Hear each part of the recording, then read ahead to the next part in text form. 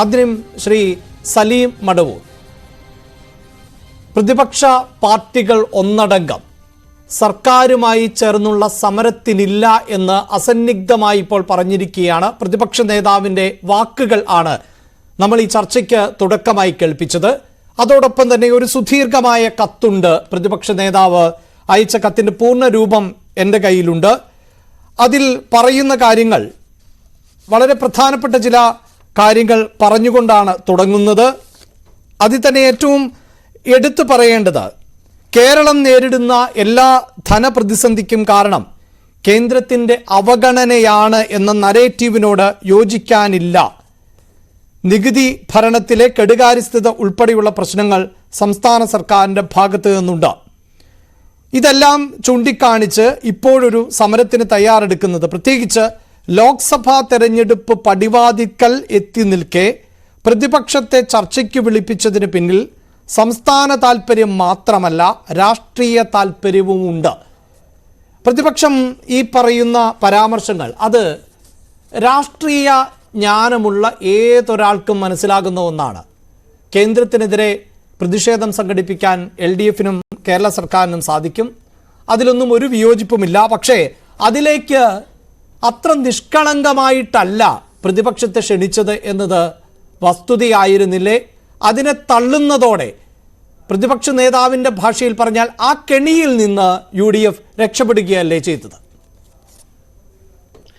അല്ല, ഇവിടെ പ്രതിപക്ഷം, ഇവിടുത്തെ കേരളത്തിലെ കോൺഗ്രസ് അല്ലെങ്കിൽ പ്രതിപക്ഷം BJPയുമായിട്ടുള്ള കേരളത്തിലെ ഗവർണറുമായിട്ടുള്ള അവർക്കുള്ള അടുപ്പം ഒക്കെ ഒന്നുകൂടി വ്യക്തമാവുകയാണ്. ഇപ്പോ ഇവിടെ കേരളത്തില് മുഖ്യ എതിർകക്ഷി CPM ആയതുകൊണ്ട് മാത്രമുള്ള ചില രാഷ്ട്രീയ കളികളാണ് ഇവിടെ കാണുന്നത്.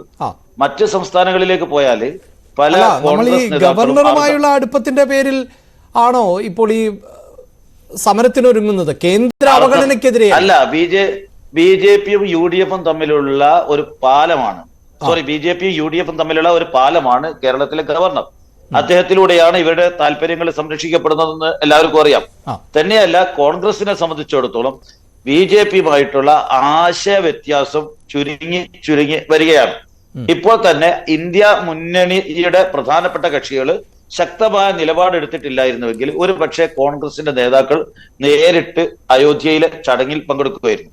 അയോധ്യയിലെ ചടങ്ങിൽ ഇന്ത്യയുടെ BJPയുടെ നേതാവായിരിക്കുന്ന പ്രധാനമന്ത്രി പ്രാണപ്രതിഷ്ഠ നടത്തുന്ന ചടങ്ങിൽ പോകാൻ കോൺഗ്രസിന്റെ പല നേതാക്കളും പ്രത്യേകിച്ച് അവർ പറഞ്ഞത് ഇതിന്റെ ക്രെഡിറ്റ് തങ്ങൾക്കാണെന്ന് പറയുന്ന ആളുകളാണ്. അപ്പൊ അവർക്ക് BJPയുമായിട്ട് കേന്ദ്ര ഗവൺമെന്റുമായിട്ട് ഫലത്തില് അവർക്ക് യാതൊരു അഭിപ്രായ വ്യത്യാസവും ഇല്ല. അവർ ഗവർണറെ പ്രോത്സാഹിപ്പിക്കുന്നു. സംസ്ഥാന ഗവൺമെന്റിനെ ശ്വാസം മുട്ടിച്ച് കൊല്ലാൻ ശ്രമിക്കുന്ന കേന്ദ്രത്തിലെ BJPയുടെ ഗവൺമെന്റ് അവർ ശ്രമിക്കുന്നത് കേരളത്തിലെ ഇടതുപക്ഷത്തിന്റെ നിലപാടുകളുടെ പേരിലാണ്. കോൺഗ്രസ് ചെയ്തതുപോലെ അഴകുഴമ്പൻ സമീപനം സ്വീകരിച്ചുകൊണ്ട് BJPയുടെ സമീപനം, അതായത് അവർ ഇത്തരത്തിലുള്ള പ്രവർത്തനങ്ങൾ നടത്തുമ്പോൾ വെള്ളിക്കല്ല് പൂജിച്ചയക്കുക അല്ലെങ്കിൽ അതുപോലെയുള്ള പ്രവർത്തനങ്ങൾ, ഇതിന് പിന്തുണ കൊടുത്തുകൊണ്ടുള്ള പ്രസ്താവനകൾ ഇറക്കുക, പാർട്ടി ഒരു നിലപാട്, അണികളോട് മറ്റൊരു നിലപാട് സ്വീകരിക്കാൻ പറയാം. അപ്പൊ ഇത്തരത്തിലുള്ള അഴകുഴമ്പൻ സമീപനം ഇടതുപക്ഷം സ്വീകരിച്ചിരുന്നുവെങ്കിൽ ഞങ്ങൾക്കും ഇതിന്റെയൊക്കെ ആനുകൂല്യം കിട്ടുമായിരുന്നു, ഇടതുപക്ഷ ജനാധിപത്യ മുന്നണിക്ക് ലഭിക്കുമായിരുന്നു. പക്ഷെ ഇടതുപക്ഷ ജനാധിപത്യ മുന്നണിയെ സംബന്ധിച്ചിടത്തോളം ഇവിടെ കേന്ദ്രത്തിന്റെ ആനുകൂല്യമല്ല, കേന്ദ്രത്തിന്റെ പിന്തുണയല്ല ഇവിടെ വേണ്ടത്, നിലപാടുകളുടെ വിജയമാണ്. അപ്പൊ അതിനു വേണ്ടിയിട്ട് എന്ത് ത്യാഗം സഹിച്ചുകൊണ്ടും കേരളത്തിലെ ഇടതുപക്ഷ ജനാധിപത്യ മുന്നണി പിടിച്ചു നിൽക്കും. കേന്ദ്രത്തിന്റെ നയങ്ങളെ തുറന്നു കാണിക്കും, അതിന് സമരമാർഗങ്ങൾ സ്വീകരിക്കും, കോടതികളിൽ പോയി നിയമയുദ്ധം നടത്തും, തെരഞ്ഞെടുപ്പ് മാർഗം സ്വീകരിക്കും. പാർലമെന്റ് തെരഞ്ഞെടുപ്പ് മറ്റൊരു വേദിയായി മാറുകയാണ്. കേരളത്തിലെ ജനങ്ങളോടുള്ള വെല്ലുവിളി, കേരളത്തിലെ ജനങ്ങള് അത് UDFന്റെ ചില നേതാക്കൾ മാറി നിന്നാലും, ശ്രീ VD സതീശനും അതുപോലെയുള്ള ആളുകൾ മാറി നിന്നാലും കേരളത്തിലെ UDFന്റെ സാധാരണ അണികൾക്ക് കേന്ദ്രത്തിന്റെ നിലപാടിൽ കടുത്ത അമർഷമുണ്ട്. അവർ ഈ പാർലമെന്റ് തെരഞ്ഞെടുപ്പിൽ ഇടതുപക്ഷ ജനാധിപത്യ മുന്നണിക്ക് വോട്ട് ചെയ്യാൻ തയ്യാറാകുമെന്നാണ് ഞാൻ വിശ്വസിക്കുന്നത്. തീർച്ചയായും ശ്രീ സലീം മടവൂർ, താങ്കൾ പറഞ്ഞ ആ രാഷ്ട്രീയത്തെ അതേ അർത്ഥത്തിൽ തന്നെ ഉൾക്കൊള്ളുന്നു എന്ന് കരുതുക. അപ്പോഴും പ്രതിപക്ഷം ചോദിക്കുന്ന ഒരു ചോദ്യം പ്രസക്തമല്ലേ? ഈ പ്രതിഷേധം തീരുമാനിക്കുന്നു, അതെങ്ങനെ നടത്തണം എന്നതടക്കമുള്ള മുഴുവൻ കാര്യങ്ങളും തീരുമാനിച്ച ശേഷം നിങ്ങൾ വേണമെങ്കിൽ പോരെ എന്ന മട്ടിലാണോ ഈ സംസ്ഥാനത്തോട് ആത്മാർത്ഥതയുണ്ട് എങ്കിൽ ക്ഷണിക്കേണ്ടത്? അതിനു പകരം ഇങ്ങനെ ഒരു സമരത്തെക്കുറിച്ച് കൂടിയാലോചനകൾ നടത്താൻ ആദ്യം അവരെ ക്ഷണിക്കണം. അതിനുശേഷം ഏത് തരത്തിലുള്ള പ്രതിഷേധമാണ് വേണ്ടത് എന്ന് ഒരുമിച്ച് തീരുമാനിക്കണം. അതിലൊരു സാമാന്യമായ മര്യാദ. അഭിലാഷെ നിങ്ങൾ എഴുതി ഞാൻ LJD എന്നുള്ള പേര് ഞങ്ങളെ പാർട്ടി RJD ലയിച്ചു കേട്ടോ, അത് ഇരുത്തണം. RJD അഭിലാഷെ ഇവിടെ കേരളത്തിലെ ഗവൺമെന്റ് ഒരു കൃത്യമായ പ്ലാൻ ഇല്ലാതെ ഇവരെ ചർച്ചയ്ക്ക് വിളിച്ചാല് നിങ്ങളോട് അവർ പരാതി പറയാ, ഒരു പ്ലാനും ഇല്ലാതെ ഞങ്ങളെ വിളിച്ചു വരുത്തി അവരെന്ത് ചെയ്യണമെന്ന് പോലും അറിയില്ല എന്ന് പറയാം. ഗവൺമെന്റ് ഒരു പ്ലാൻ തയ്യാറാക്കി, ആ പ്ലാനുമായി ബന്ധപ്പെട്ടുകൊണ്ട് പ്രതിപക്ഷത്തിന് വേണമെങ്കിൽ തിരുത്തലുകൾ നിർദ്ദേശിക്കാം. ഏത് രൂപത്തിലുള്ള സമരം അവർക്ക് പറയാമല്ലോ. അപ്പൊ ഒരു സമരം തീരുമാനിച്ചു കേരളത്തിലെ ഗവൺമെന്റ്, ഇടതുപക്ഷ ജനാധിപത്യ മുന്നണി. ഇതില് അവരെ കൂടെ വിളിച്ച് അവരുടെ അഭിപ്രായം ആരാഞ്ഞുകൊണ്ട് അവർ വരികയാണെങ്കിൽ തീയതി മാറ്റണമെങ്കിൽ സമരം ഏത് രൂപത്തിൽ വേണം, ജനങ്ങളുടെ സമരമാണോ വേണ്ടത് അതോ ജനപ്രതിനിധികളുടെ സമരം, എന്തു അഭിപ്രായം അവർക്ക് പറയാമായിരുന്നല്ലോ. പകരം അവർ ഒളിച്ചോടുകയാണ്. അവർക്ക് ഈ സമരത്തിൽ കേന്ദ്രത്തിനെതിരെ സമരത്തിന് ഇറങ്ങിയാൽ BJPയുടെ വോട്ട് കിട്ടിയിട്ടാണ് പാർലമെന്റ് തെരഞ്ഞെടുപ്പിൽ അവർക്ക് വിജയിക്കേണ്ടത്. അപ്പൊ നമുക്കറിയാം അവരെ കുറ്റം പറഞ്ഞിട്ട് കാര്യമല്ല. കേരളത്തിൽ UDFന്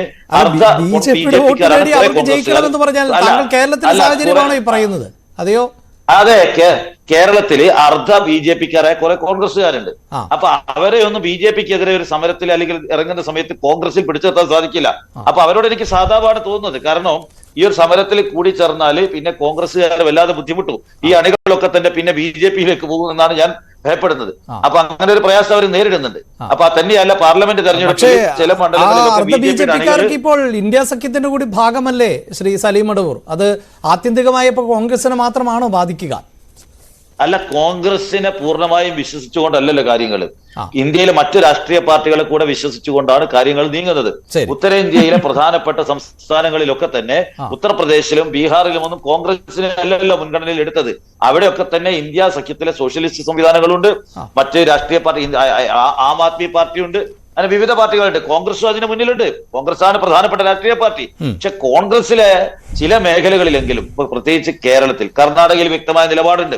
പക്ഷെ കേരളത്തില് ഇവര് BJPയുമായി എന്താ പറയാ ഒളിച്ചുകളി നടത്തിക്കൊണ്ട് പാർലമെന്റ് തെരഞ്ഞെടുപ്പിൽ പല മണ്ഡലങ്ങളിലും കുറച്ച് വോട്ട് കിട്ടിയാൽ അപ്പൊ അതിന് അത്തരത്തിലുള്ള അജണ്ടകൾ സെറ്റ് ചെയ്യണം. അപ്പൊ കഴിഞ്ഞ പാർലമെന്റ് തെരഞ്ഞെടുപ്പിൽ ഇന്ത്യ മുന്നണിയുടെ ഭാഗമായി നിന്നുകൊണ്ട് അത്തരം അജണ്ടയൊക്കെ സെറ്റ് ചെയ്യാൻ പറ്റുമോ ശ്രീ സലീം മടവൂർ? നമ്മുടെ വിഷയം കേരളമാണെങ്കിൽ പോലും താങ്കൾ ഇങ്ങനെ പരത്തി പറയുന്നത് കോൺഗ്രസ് അല്ല കോൺഗ്രസ് എപ്പോഴും വ്യക്തമായ നിലപാടില്ലാത്തൊരു രാഷ്ട്രീയമാണ്. ഇപ്പൊ തന്നെ നമ്മുടെ അയോധ്യയിൽ ഇപ്പൊ കോൺഗ്രസ് എടുത്ത നിലപാടിനെ ഞാൻ സ്വാഗതം ചെയ്യുന്നു, അഭിനന്ദിക്കുന്നു. പക്ഷെ ഈ വിഷയങ്ങളൊക്കെ തന്നെ തുടങ്ങി വെച്ചതും ഈ കുഴപ്പങ്ങൾ മുഴുവൻ ഉണ്ടാക്കിയതും കോൺഗ്രസ് അല്ല എന്ന് ആർക്കെങ്കിലും പറയാൻ സാധിക്കും? കോൺഗ്രസ് അവിടെ ശ്രീ സലീം താങ്കൾ പറയുന്നത് പോലെ ഒരു തീരുമാനമെടുക്കാൻ അല്പം വൈകുന്നു എന്നതുകൊണ്ട് അർത്ഥമാക്കുന്നത് അഴകുഴമ്പൻ എന്നാണോ? ഇപ്പോൾ ഇടതുപക്ഷ പ്രസ്ഥാനങ്ങളെ സംബന്ധിച്ചിടത്തോളം CPIഎമ്മിനെയും CPIഎം പോലെയുള്ള സംഘടനകൾക്ക് അവരെ സംബന്ധിച്ചിടത്തോളം അവർ നിരീശ്വരവാദം മുന്നോട്ട് വയ്ക്കുന്ന ആദർശധാരയിൽ അധിഷ്ഠിതമാണ്. സ്വാഭാവികമാണ്, അയോധ്യ പോലെ ഒരു ചടങ്ങിലേക്ക് ക്ഷണിക്കുമ്പോൾ അതിനെ ആദ്യം തള്ളിപ്പറഞ്ഞത്, ഞങ്ങളില്ല എന്ന് പറഞ്ഞത് സീതാറാം യെച്ചൂരിയാണ്. കാരണം ആ പ്രസ്ഥാനത്തിന്റെ സ്വഭാവം അതാണ്. പക്ഷേ കോൺഗ്രസിനെ സംബന്ധിച്ചിടത്തോളം അങ്ങനെയല്ലല്ലോ. കോൺഗ്രസിനെ സംബന്ധിച്ചിടത്തോളം കോൺഗ്രസ് ഇക്കാര്യത്തിൽ എന്നെ പോലെയുള്ള ആളുകളുടെ വ്യക്തമായ നിലപാട്, സുപ്രീം കോടതി അത് ഹിന്ദു വിഭാഗത്തിന്റെ ഒരു ക്ഷേത്രമായി അവിടെ മാറ്റാൻ വേണ്ടി അനുവാദം കൊടുക്കുന്നു. എങ്കിൽ എന്തുകൊണ്ട് മതപരമായ രീതിയിൽ അത് പൂർത്തീകരിച്ചുകൊണ്ട് മതപരമായ തരത്തില് മതത്തിന്റെ നേതൃത്വത്തില് മതപുരോഹിതന്മാർ, യോഗി വര്യന്മാര്, അത്തരം ആളുകളുടെ നേതൃത്വത്തിൽ ആ ക്ഷേത്രത്തിന്റെ പണി പൂർത്തീകരിച്ചുകൊണ്ട് ആ വിശ്വാസികളുടെ നേതൃത്വത്തിൽ കാര്യങ്ങൾ ചെയ്യണം. ഇവിടെ രാഷ്ട്രീയ നേതാക്കളാണ് അത് കവർന്നെടുക്കുന്നത് എല്ലാ അധികാരവും. ഇന്ത്യയുടെ പ്രധാനമന്ത്രി എല്ലാ ക്ഷേത്രങ്ങൾ കേന്ദ്രീകരിച്ചുകൊണ്ട് തെരഞ്ഞെടുപ്പ് പ്രചരണം നടത്തുകയാണ്. അപ്പൊ അതും ഈ കൂടെ പറയേണ്ടതുണ്ട്. ഒരു ഭാഗത്ത് രാമക്ഷേത്രത്തിൽ പോയിട്ട് പ്രാണപ്രതിഷ്ഠ നടത്തിക്കൊണ്ട് ഹിന്ദു മതവിശ്വാസികളുടെ വോട്ടിനെ ചൂഷണം ചെയ്യുന്നു. കേരളത്തിൽ ഗുരുവായൂരിലെ പവിത്രമായ ക്ഷേത്രത്തിൽ വന്നിട്ട് ഇതേവരെ ഗുരുവായൂർ ക്ഷേത്രത്തെ ഒരാളും രാഷ്ട്രീയ പ്രവർത്തനത്തിന് വേദിയാക്കിയിട്ടില്ല. അദ്ദേഹം അവിടെ എല്ലാ മതക്കാരുടെയും ആ ഗുരുവായൂരിന്റെ ഒരു ചരിത്രം എന്ന് പറഞ്ഞാല് അവിടെ PR കുറുപ്പിന്റെ മകന്റെ വിവാഹത്തിൽ CH മുഹമ്മദ് കോയ സാഹിബിന് പങ്കെടുക്കാൻ വേണ്ടിയിട്ട് പുറത്ത് വിവാഹ മണ്ഡപം ഉണ്ടാക്കിയ ചരിത്രം പോലും ഗുരുവായൂരിനുണ്ട്. അത്ര പവിത്രമായ എല്ലാവരെയും ഉൾക്കൊള്ളുന്ന ഒരു ക്ഷേത്രമാണ്. അപ്പൊ അവിടെ വന്നിട്ട് സുരേഷ് ഗോപിയുടെ മകളുടെ വിവാഹ ചടങ്ങ് രാഷ്ട്രീയ വേദിയാക്കാൻ ശ്രമിച്ചു. വിവാഹത്തിൽ അദ്ദേഹം പങ്കെടുത്ത് പോകാം, പക്ഷെ അദ്ദേഹം ഓരോ വഴിക്കും ക്ഷേത്രങ്ങളെ ഉപയോഗപ്പെടുത്തിക്കൊണ്ട്, മതത്തെ ഉപയോഗപ്പെടുത്തിക്കൊണ്ട് തെരഞ്ഞെടുപ്പിന് വളരെ നിന്ദ്യമായ രാഷ്ട്രീയമാണ് ഇന്ത്യയുടെ പ്രധാനമന്ത്രി കളിക്കുന്നത്. ഇതിനെ ചോദ്യം ചെയ്യാൻ കേരളത്തിലെ ആരെങ്കിലും വരുന്നുണ്ടോ? UDF വരുന്നുണ്ടോ? അപ്പൊ അവരെപ്പോഴും ഇക്കാര്യത്തിലൊക്കെ ഒരു നിലപാടില്ലാത്ത ആളുകളാണ്. അവർ വരുമെന്നുള്ള ഒരു പ്രതീക്ഷയും ഞങ്ങൾക്ക്. ശരി, എന്തായാലും ശ്രീ വസന്ത്, ആ നിലപാടില്ലായ്മയുടെ